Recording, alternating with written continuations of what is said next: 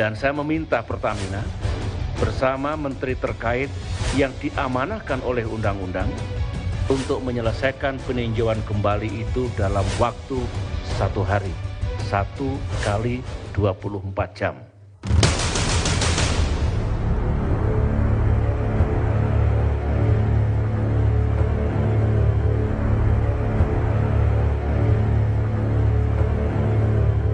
Kami setelah mengikuti perkembangan di masyarakat dan setelah mengikuti rapat di tempat Pak Wapres hari Sabtu dan juga di Halim pada hari Minggu, dan tadi pagi juga sudah mengikuti rapat konsultasi pemerintah dengan BPK.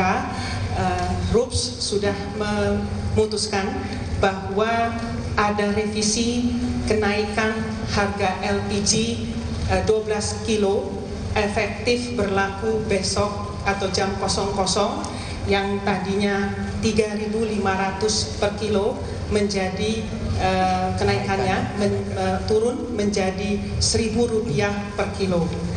Nah, dari yang harga lama Rp4.944 per kilo menjadi harga naik yang baru efektif besok pagi Rp5.944, sehingga harga di konsumen 12 kilo yang tadinya Rp78.100 menjadi Rp91.600, sehingga kenaikannya adalah sebesar 17,3%.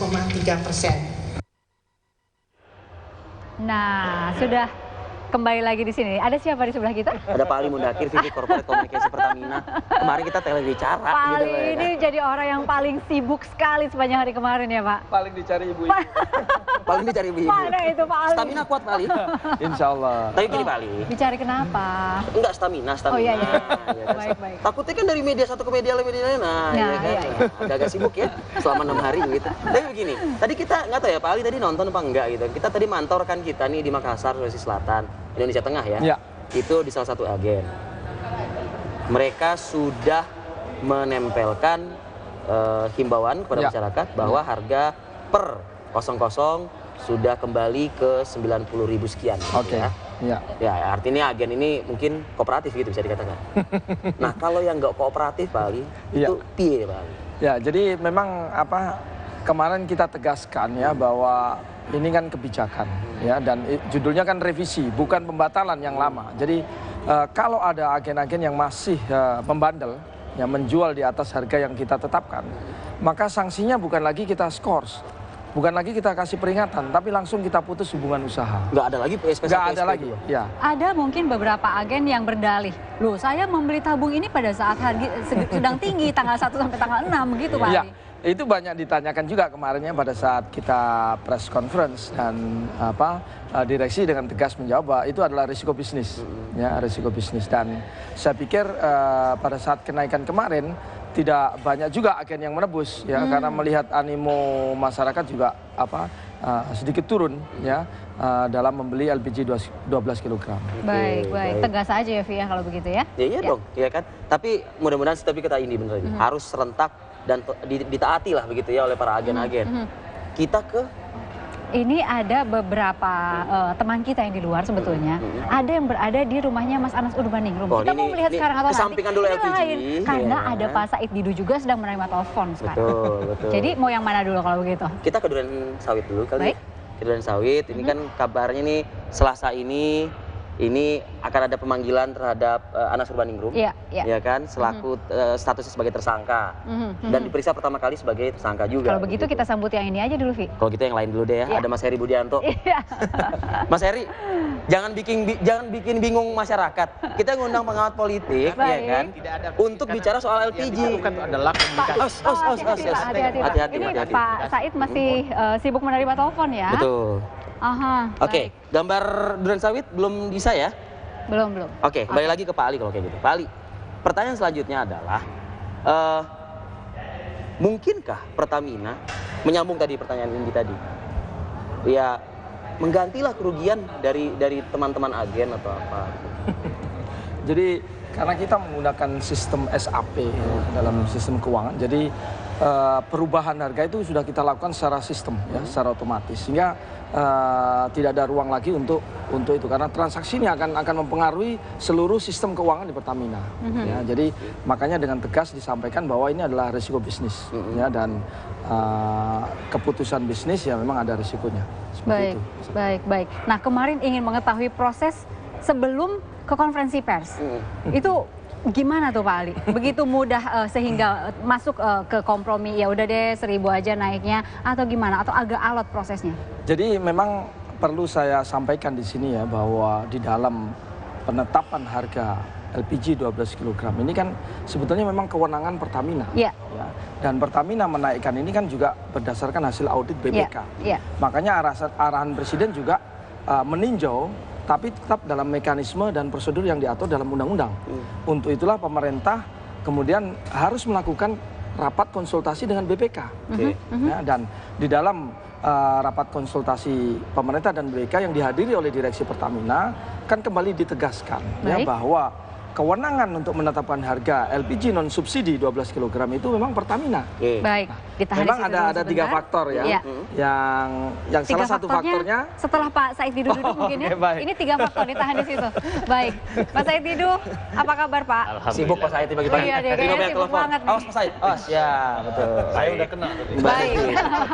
Ada ranjau ya. Kita lanjutkan Pak Said, masih permulaan. Ada 3 faktor kata Pak Ali. Apa nih faktornya? Jadi ya faktor yang pertama di dalam penyesuaian, karena rekomendasi BPK memang jelas ya, Pertamina harus menyesuaikan harga LPG non subsidi ini dengan mempertimbangkan 3 faktor. Yang pertama adalah harga perolehan atau harga bahan baku yang selama ini saya sampaikan berdasarkan referensi CP Aramco ya. Kemudian yang kedua daya beli masyarakat. Yang ketiga adalah keberlangsungan suplai pasokan kepada masyarakat. Nah, memang masih ada ruang ya. Direksi Pertamina harus menjalankan rekomendasi BPK, penyesuaian harga. Ya.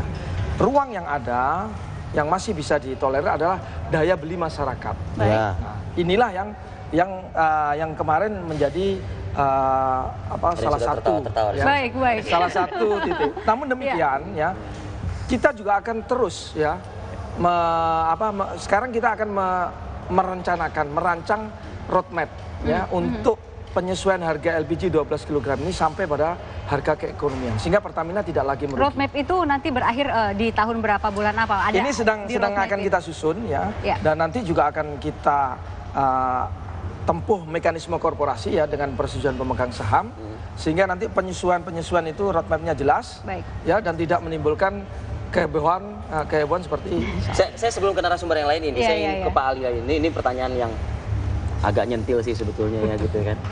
Namanya bisnis, kita nggak mau rugi. Ya, betul. Sepakat dengan itu Pak Ali? Sepakat. Tapi Anda menjadi korbankah di sini Pertamina? Lembaga pengelola minyak dan gas kita ini dijadikan korban? Atau seperti apa Pak Ali? Ini saya bertanya ke tuan rumah dulu nih. Ya, jadi belum ke pengamat ya. Banyak pendapat-pendapat yang mengatakan seperti itu, tapi itu spekulasi politik lah. Nanti ada beliau-beliau di sini yang berwenang ya. Bagi kami ya, dengan solusi yang saat ini ya, menurut kami sudah merupakan jalan tengah terbaik. Artinya apa? Pertamina juga sudah bisa memberikan edukasi kepada masyarakat luas ya, dan Pertamina juga sudah bisa ada breakthrough psikologis ya, menaikkan harga LPG dari 2009 ya, baru 2014. Ya, coba bayangkan, ada cukup lama. Itu 5 tahun itu.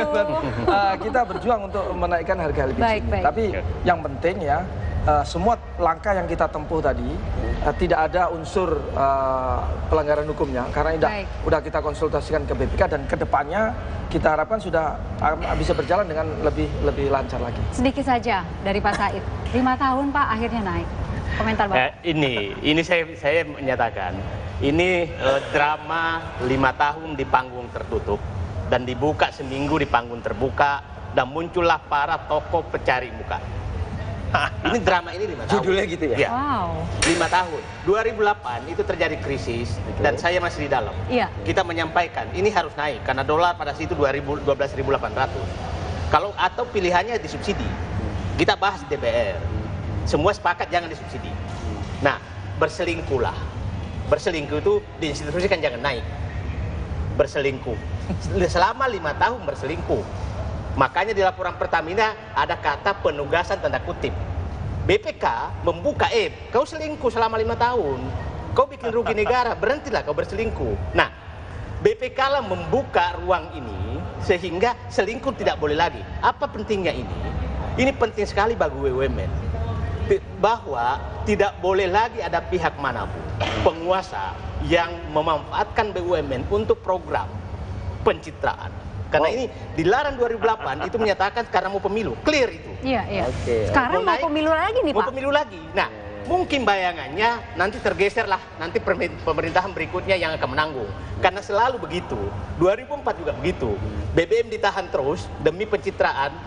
Nah, ini jangan lagi terulang. Oke. Nah, maksud saya, Baik. ini bagus sekali karena saya dari dulu menyatakan penyakit utama BUMN adalah intervensi non korporasi. Ini bentuk intervensi non korporasi yang ngeri. Ditahan di situ dulu? Ditahan. Dilanjutkan. Baik. Dilanjutkan setelah jeda berikut ya. Ini Pak Said Didu ini seru nih. Oke, kami kembali saat lagi.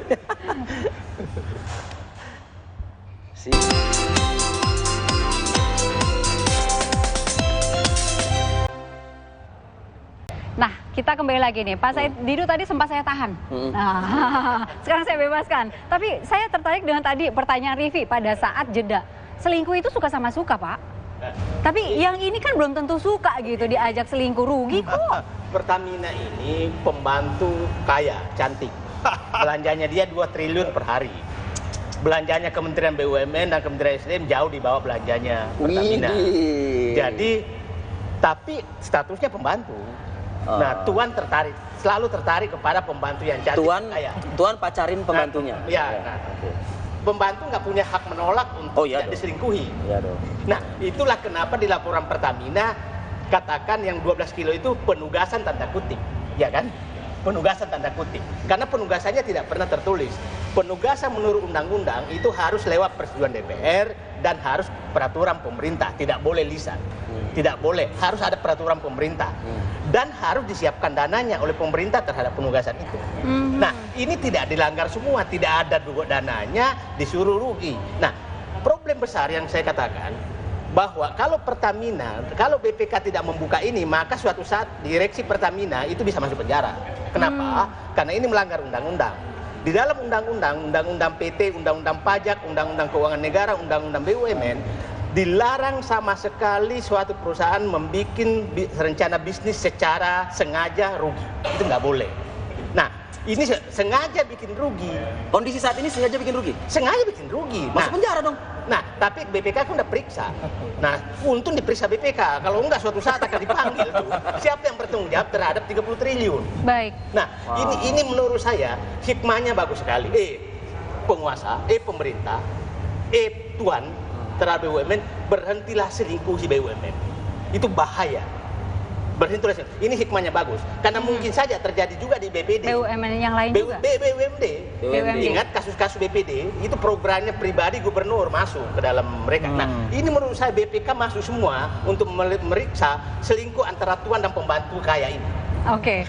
Nah, tadi Direksi bisa masuk penjara ya? Bisa. Tapi karena VP Corporate Communication nggak masuk. yang ini. Pak Said, sekarang ini kan masih penyesuaian harga, tapi naiknya hanya Rp1.000. Masih rugi Pertamina. Begini, ini konstruksi hukum yang tidak begini. Di dalam undang-undang, pemerintah boleh menugaskan. Ini nggak jelas kemarin. Itu apa tuh ini ya? Apa? Itu konstruksi hukum yang salah. Sekarang pertanyaan saya, harusnya kalau menurut konstruksi hukumnya adalah ini daya beli masyarakat berapa? Masyarakat mana dulu? Pondok Indah, Menteng, apartemen, ya kan? Nah, kan itu yang menggunakan itu. Nah, terus apa perlu subsidi? Terus 3 tadi disebutkan. Kan harga koekonominya 10.200 kan kira-kira. 10.200. Kalau masyarakat bisa hanya 7.000, maka sisanya ditanggung pemerintah dong. Masukkan APBNP. Itu konstruksinya pas. Sekarang nggak jelas, selisihnya 5,2 triliun siapa yang bertanggung jawab? Kan nggak jelas. Nah, ini menurut saya bikin lagi konstruksi hukum yang salah. Saya udah usulkan kemarin, udahlah.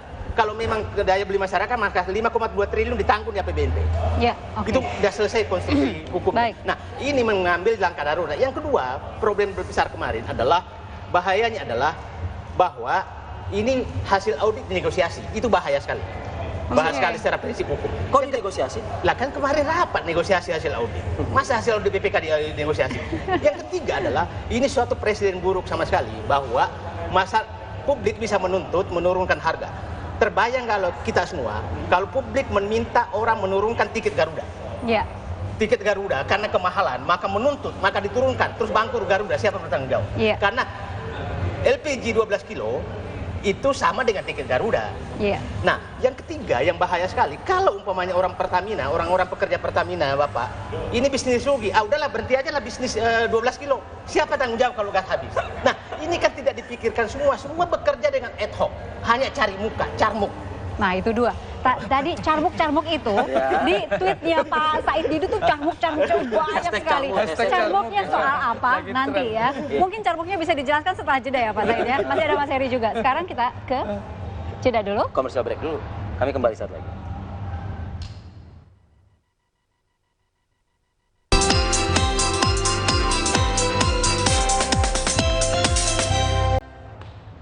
Baik, soal carmuk mau sekarang atau tidak, Vi? Sekarang Sekarang tapi saya ya. ingin berganti orang nih. Kita ganti pemain dulu ya Pak Said ya. Tapi pinter banget nih narsum kita ya. Tadi Pak Ali ngomong ini disambut oleh Pak Said, iya kan? Pak Said tadi mancing lagi carmuk. Nah, kita ke Mas Heri kalau kayak gitu. Ya. Maksudnya Pak Said ini carmuk apa ini gitu kan? Partai-partai itu kemudian mereka cari muka, begitu kan? Cari muka. Karena terus terang, kalau tadi digunakan istilah perselingkuhan, saya lebih besar dari itu, mengarah ke konspirasi. Wow. Karena mereka menggunakan praktek dramaturgi di dalam persoalan ini. Ini siklus 5 tahunan ini. Pertamina ini, pembantu yang cantik ini, selalu jadi korban siklus 5 tahunan.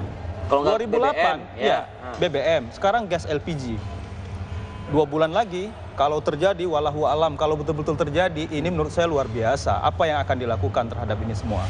Nah, ekses terhadap ini, kenapa saya katakan tadi ini adalah bagian daripada praktek dramaturgi yang dilakukan oleh penguasa. Saya katakan begitu, karena di dalamnya include ada partai politik.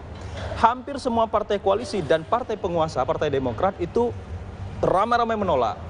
Ini kan panggung jelas, panggung depan mereka ingin terlihat oleh publik, mereka membela kepentingan rakyat. Membela, Ya kan? tapi membela beneran apa enggak nih? Nah ya itu di panggung belakang kan mereka, ini yang saya katakan tidak masuk akal. Pemerintah tidak tahu rencana ini, apalagi tadi ya ini domainnya Pak Said dan Pak Ali lah, saya kira bagaimana di belakang itu terjadi, Pertamina bisa melakukan sebuah negosiasi untuk menaikkan harga ya. Yang ingin saya katakan begini, manajemen komunikasi pemerintah juga buruk sekali. Kenapa saya katakan buruk? Karena apa? Karena Presiden mengatakan tidak tahu. Pertanyaannya adalah, apakah betul-betul tidak tahu? Kalau Presiden betul-betul tidak tahu, berarti yang bersalah siapa? Menteri. Dalam hal ini, Dahlan Iskan misalnya, yang bersalah. Tapi kita lihat, apakah ini sebuah grand design yang dilakukan oleh seorang Dahlan Iskan misalnya? Karena beliau ikut konvensi Partai Demokrat. Misalnya, seolah-olah kemudian publik melihat Dahlan Iskan tidak lapor pada Presiden. Mungkinkah lalu kemudian, grand design sampai membuat kisruh harga untuk banyak masyarakat yang mengarahnya pakai kan kepada LPG. simpati publik, karena ini 2 bulan lagi mau pemilu. Yang menarik menurut saya adalah dalam posisi itu Dahlan Iskan di beberapa survei selalu berada pada posisi yang teratas di konvensi. Maka ada 2 hal kemungkinan. Mas Heri, bagaimana bisa membuktikan bahwa ini grand design-nya Pak Dahlan Iskan? Bisa jadi mengarah ke sana, atau justru Pak Dahlan Iskan yang dirugikan misalnya.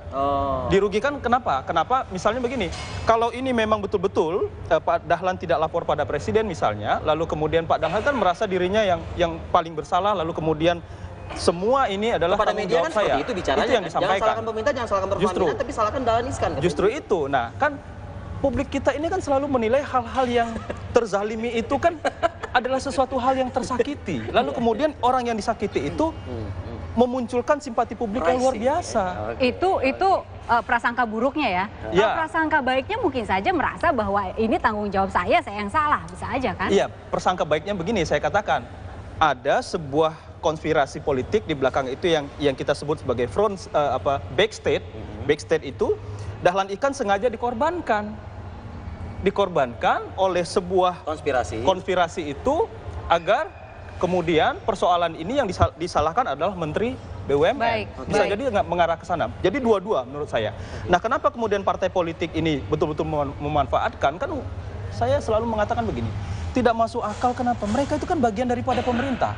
Siapa partai yang menolak pertama kali? Demokrat, PAN, lalu susul menyusul tuh PKS, P3, PKB, itu semua kan. Mereka itu kan bagian dari pemerintah, dan ketika mereka mengatakan bahwa kami menolak dan itu merupakan tanggung jawab pemerintah, pemerintah itu mereka juga, mereka semua. Nah, ini menurut saya kalau boleh ingin ke Pak Said yang pernah menjadi asesmen 5 tahun ya Pak, 2005-2010. Mekanisme ketika ada kenaikan harga itu setelah RUPS ya, kan Menteri BUMN anggota begitu ya. Nah ini kemudian apa? Pelaporan, dilakukan pelaporan tentu saja kan Pak? Enggak, yang lucu tadi. Saya heran, kok DPR menolak? Padahal ini di dalam Undang-Undang APBN sudah tertulis bahwa 12 kilo ini barang bukan barang subsidi. Ya, non subsidi. Lepas saja. Iya. Kenapa kok ada menolak? Kan betul-betul carmuk, nggak ada kaitan sama sekali. Iya. Kecuali yang 3 kilo. 3 kilo yang melon ya? Yang melon. Oke. Kalau ini enggak. Kalau gitu nanti kalau mau air mineral naik, DPR bisa menolak juga nggak? Indomie naik, DPR bisa menolak juga. Korelasinya seperti itu ya Pak Said? Nah, tadi bilang nggak tahu, nggak mungkin begini. Pembahasan RKAP Pertamina itu 6 bulan sebelumnya sudah masuk. Agustus masuk untuk dikaitkan dengan APBN. Dan itu dibahas di Menko, di Keuangan, di mana. Dan di situ secara rinci nyatakan harga gas akan naik. Karena di situ pendapatan dari gas berapa. Itu muncul. Dan itu pasti pernah di rapat tingkat menteri. Jadi kalau mengatakan tidak tahu? Nah, saya ada yang menyatakan, ada pemerintah menyatakan, saya kaget. Saya jauh lebih kaget kalau dia menyatakan dia tidak tahu. Ngerinya adalah mengarah kepada kebohongan publik. Kalau mengarah kepada kebohongan publik, siapa lagi yang bisa kita percaya? Ini kan mengerikan menurut saya. Baik. Jadi kita harus betul-betul lah, pemerintah harus betul-betul bertanggung jawab akan hal ini. Buktinya apa? Ketika Presiden mengatakan memberikan warning 1 kali 24 jam kepada Pertamina untuk melakukan kajian kembali, melakukan evaluasi, kan buktinya tetap naik, tapi naiknya nggak signifikan ya hari ini. Apa yang terjadi kemudian kan? Masyarakat memang diam, tapi kemudian yang kita lihat lebih kepada kontestasi politiknya yang lebih dominan. Karena apa? Karena memang ternyata, ini yang saya selalu katakan, ada apa sih sebenarnya di belakang itu? Ada yang bilang dagelan, lawakan, drama, dan lain sebagainya. Endingnya di sini nih. Tapi menurut saya sampai 2 bulan berikutnya, belum ending ini. Si pembantu cantik ini akan terus nih, digesek-gesek. Kita nggak tahu lagi nih, apa yang akan terjadi. Pak Said. Nah, pada saat itu masuk APBN, pembahasan APBN di DPR dibahas loh. Dibahas. Nah, makanya saya muncul. Nah, orang-orang carmuk semua menyatakan begini-begini. Kan ada di Undang-Undang APBN bahwa ini nggak diatur. Ngapain ikut-ikutan? Ada lagi ngomong, ini kan monopoli. Bukan monopoli, untung aja ada Pertamina mau bisnis. Saya dari dulu, 2009, saya bilang, jadikan sampai nilai ekonomi supaya swasta masuk. Supaya ada persaingan. Sekarang nggak ada yang masuk karena rugi. Siapa yang mau masuk, Mas? Mbak, nggak mungkin ada yang mau masuk rugi kok. Nah, jadi maksud saya, ini dagelan betul-betul. Dan pelajaran sangat berharga. Kalian yang suka cari muka, jangan hilangkan muka kalian, baru cari mukanya. Karena publik semakin tahu. Dan ini Pak Said, ini 2014 nih waktunya cari muka untuk semua politisi, bukan? Ya rakyat janganlah, kalau yang suka cari muka suruh kasih cermin aja lah, jangan biar dia nampak terus mukanya begitu. Saya ke Pak Ali dong, Pak Ali sedikit sekali bicara nih, dinasehatin soalnya sama pakar-pakar. Sebagai orang yang cantik, gitu ya, seksi, tentu saja. Nilai jual lagi tinggi nih sekarang nih. Tapi Pak Ali, bicara ya menanggapi lah omongan dari Pak Said dan... Kalau kami di Pertamina ini kan teknis operasional bisnis ya, dan kita menganggap LPG ini kan komoditas ekonomi sebetulnya. Nah, logika berpikir Pertamina ini memang logika ekonomi ya. Tapi kalau ini sudah jadi komoditas politik, ya logika politik itu memang nggak nyambung. Ya. Nah, kalau Pak Said itu bilang dari sekian lama ya, sekian lama itu apa? Kenapa nggak bisa naik-naik?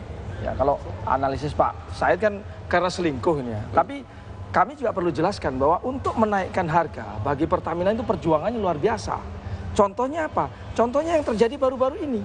Ya, begitu kita menaikkan harga, hebohnya sudah luar biasa. Jadi proses ini berlangsung lama dan alhamdulillah BPK menemukan. Ya, BPK menemukan hal ini. Begitu BPK menemukan, laporan hasil audit itu disampaikan tanggal 5 Februari 2013 ya. Direksi langsung mengambil langkah tanggal 20 itu langsung menyampaikan rencana untuk menaikkan penyesuaian harga LPG ini Menyampaikan ke? Menteri Menyampaikan SDM, ya. Hanya Menteri SDM saja? BUMN dan juga tembusan ke Menko Perekonomian. Apa jawaban dari Menteri SDM? Baik. Nah, ini nanti dulu. Ini. Tanggal 20 ya? Itu sudah kita skenario dengan 2 kali tahap kenaikan. Ya, kenapa? Direksi harus menjalankan fiduciary duty-nya, ya, supaya tidak masuk ke ranah hukum tadi.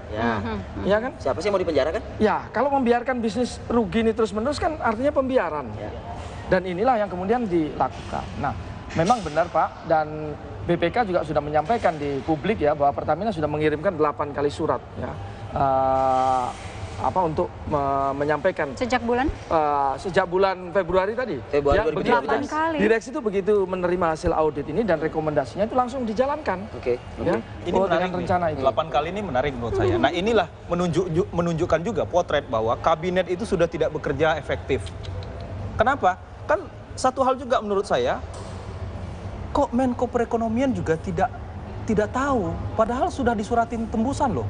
Jangan-jangan nggak nyampe? Mungkin nggak nyampe? Nggak nyampe, mungkin nggak tahu. Nah gitu. Menko Perekonomian loh. Nah ini membuktikan makin dekat pemilu, makin dekat penyelesaian masa tugas mereka, ada yang ikut konvensi, ada yang caleg lagi, ada yang memimpin partai harus menang.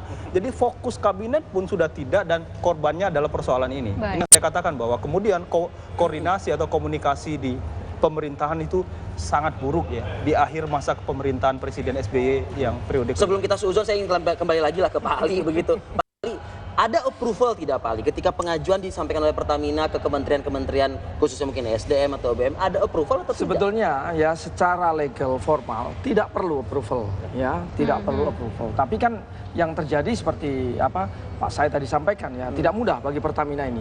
Karena pertama ya memang benar LPG ini menyangkut hajat hidup orang banyak ya, dan bahkan kalau kita lihat komentar-komentar ya di media kan, bahkan yang berwenang pun kadang-kadang belum mengetahui permasalahannya ya, belum lagi anggota dewan ya mengatakan Pertamina monopoli, nggak ada ya. Kemudian ada argumen lagi bahwa loh gimana sembarangan Pertamina menaikkan 12 kg, kan nanti efeknya 3 kg naik konsumsinya, kalau naik subsidinya naik, anggaran negara terbebani. Loh, lah kalau negara tidak boleh terbebani, berarti ini harus dibebankan ke Pertamina sebagai perusahaan. Ya, padahal tidak ada satupun undang-undang yang mewajibkan Pertamina untuk bisnis 12 kg. Benar kata Pak Said Didu. Bisa saja mungkin Pertamina kemudian tiba-tiba menghentikan bisnis 12 kg. Ya, tidak ada kewajiban kan Pak? Pasti tidak ada undang-undang yang mengharuskan. Tapi jangan ya, karena Pertamina memang sekali lagi masih pasal 33 juga.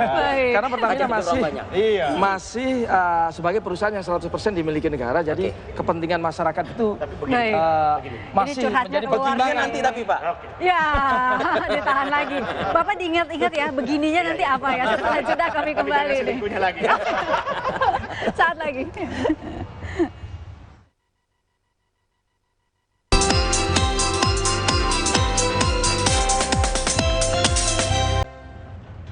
Sebelum lanjut dengan narasumber yang ada di sini, Pak Said, Mas Heri, Mas Ali, kita lihat dulu ke Makassar ya. Oke. Kita lihat langsung, nih di agen gimana? Di agen ya. bagaimana? Ada Budi Zulkifli, silakan Budi.